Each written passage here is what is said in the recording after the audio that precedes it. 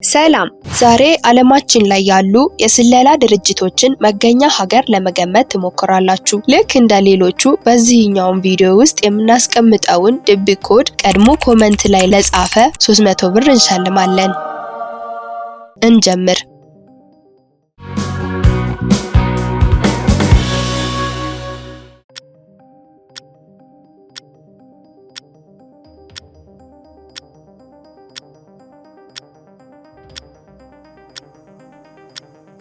ብሔራዊ መረጃና ደህንነት አገልግሎት የተመሰረተበት ሀገር ኢትዮጵያ፣ ዋና መስሪያ ቤቱ አዲስ አበባ የሚገኝ ሲሆን ዋነኛ ተግባራቱ የሀገር ውስጥንና የዓለም አቀፍ መረጃዎችን መሰብሰብ፣ ሽብርተኝነትን መዋጋት፣ ድንበር ማስከበርንና ብሔራዊ አደጋዎችን መከላከል ናቸው።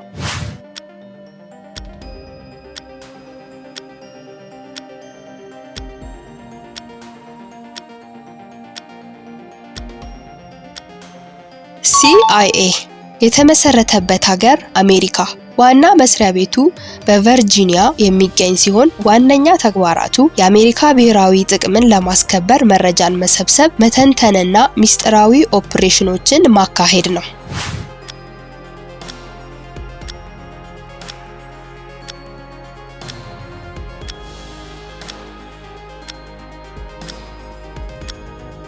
KGB የተመሰረተበት ሀገር ሩሲያ።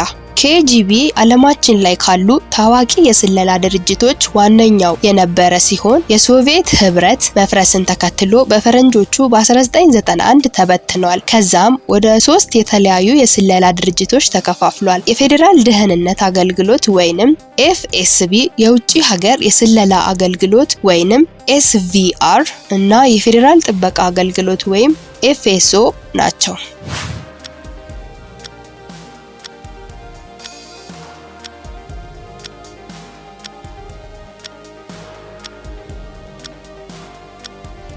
ሞሳድ የተመሰረተበት ሀገር እስራኤል፣ ዋና መስሪያ ቤቱ ቴል አቪቭ ውስጥ የሚገኝ ሲሆን ተግባራቱ የውጭ ሀገራት መረጃዎችን መሰብሰብ፣ ሽብርተኝነትን መዋጋትና ሚስጥራዊ ኦፕሬሽኖችን ማካሄድ ነው። ሞሳድ 4 ሚስጥራዊ ኦፕሬሽኖች በፈረንጆች ከ1979 እስከ 1991 በሀገራችን ኢትዮጵያ ውስጥ ያከናወነ ሲሆን ዋነኛ ዓላማውም ቤተ እስራኤላውያንን ከኢትዮጵያ ወደ እስራኤል መውሰድ ነበር። እነሱም ኦፕሬሽን ብራዘርስ፣ ኦፕሬሽን ሙሴ፣ ኦፕሬሽን ጆሹዋ እና ኦፕሬሽን ሰለሞን ናቸው። በእነዚህ 4 ኦፕሬሽኖች ከ29000 በላይ ቤተ እስራኤላውያን ወደ እስራኤል ተወስደዋል።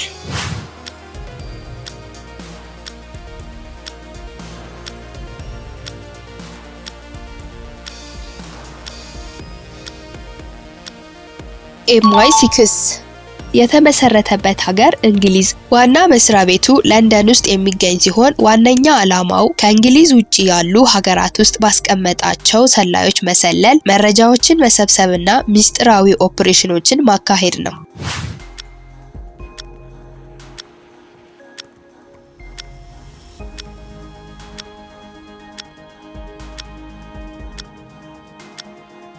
MSS የተመሰረተበት ሀገር ቻይና፣ ዋና መስሪያ ቤቱ በቤጂንግ ሲሆን ኃላፊነቶቹ የቻይና ብሔራዊ ጥቅሞችን ማስከበር፣ የመንግስቱን መረጋጋት ማረጋገጥና ከውጪም ሆነ ከውስጥ የሚመጣ ስጋትን መከላከል ናቸው።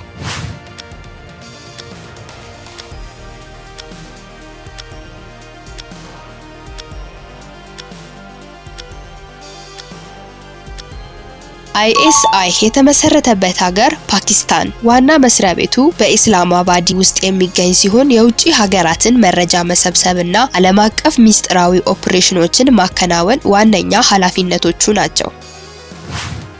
በነገራችን ላይ የስለላ ፊልሞች ትክክለኛውን የስለላ ዓለም በጣም በጥቂቱ ነው የሚገልጹት። ፊልሞቹ የግድ ተመልካቹን ማዝናናትና ልብን ማንጠልጠል ስላለባቸው ድብድቦች፣ ተኩሶችና ፍንዳታዎች ያካትታሉ። ነገር ግን ብዙ ከተለያዩ ሀገራት የተገኙ ሰላዮች እንደሚናገሩ ትክክለኛው የስለላ ዓለም ከፍተኛ ትዕግስትና ስነልቦናዊ ጥንካሬ ጠያቂ፣ አሰልቺና ቢሮክራሲ የበዛበት ነው። ለምሳሌ አርቴም ዱሊስቴቭ እና አና ዱሊስቴቭ የተባሉ ሩሲያዊ ሰላይ ጥንዶች የስፓኒሽ ቋንቋን ልክ እንደ ሀገሩ ዜጎች ማውራትና መጻፍ ከተማሩ በኋላ የአርጀንቲና ዜግነት እንዳላቸው የሚያሳዩ የውሸት ዶክመንቶችን በማዘጋጀት ወደ አርጀንቲና ሄደው ለዓመታት መኖር ጀመሩ። ከዛ እዛው ተጋቡ፣ 2 ልጆችም ወለዱ። ጥንዶቹም ሆኑ ልጆቻቸው ስፓኒሽ ቋንቋን አቀላጥፈው መናገር ስለሚችሉና ዜግነት ስላበራቸው ማንም አይጠረጥራቸውም ነበር። ነገር ግን ይህን ሁሉ ያደርጉ የነበረው አርጀንቲና ውስጥ ለመሰለል አልነበረም። ይልቁኑ ምንም እንከን የሌለበት እጅግ አሳማኝ የሆነ ግለ ታሪክ እንዲኖራቸው ስለተፈለገ ነበር። ከዛም በ2017 ከአርጀንቲና የመጡ ጥንዶች መስለው ወደ ስሎቬኒያ ገቡ። ዋና ዓላማቸው የአውሮፓ ህብረትን መሰለል ነበር። ከዛም ለ5 ዓመታት ልክ እንደ ተራ ዜጋ ልጆቻቸውን ሲያሳድጉና በጎን በኩል ደግሞ ሲሰልሉና መረጃ ለሩሲያ ኤስቪአር ሲያቀብሉ ከቆዩ በኋላ በ2022 የስሎቬኒያ መንግስት ሰላይ እንደሆኑ ደርሶባቸው አሰራቸው። ልጆቹን ደግሞ ወደ ማደጎ ቤት አስገቧቸው። ከዛም በተደረገ የሰላዮች ልውውጥ ከ2 ዓመታት በኋላ በ2024 ወደ ሩሲያ ተመልሰዋል። ሲመለሱ የሩሲያው ፕሬዝዳንት ፑቲን ኤርፖርት በመገኘት ተቀብሏቸዋል።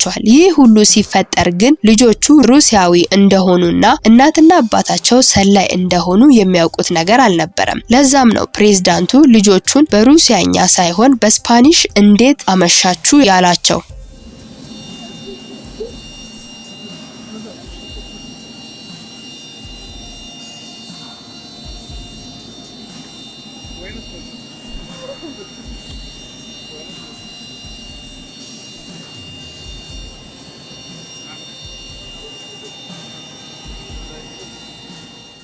እንደዚህ አይነት ሰላዮች ስሊፐር ኤጀንትስ በመባል የሚታወቁ ሲሆን ለዓመታት ልክ እንደ ተራ ዜጋ ሆነው እየኖሩ የሚሰልሉ ሲሆን ስራቸው ከፍተኛ ትዕግስትና ስነልቦናዊ ጥንካሬ የሚጠይቅ ነው።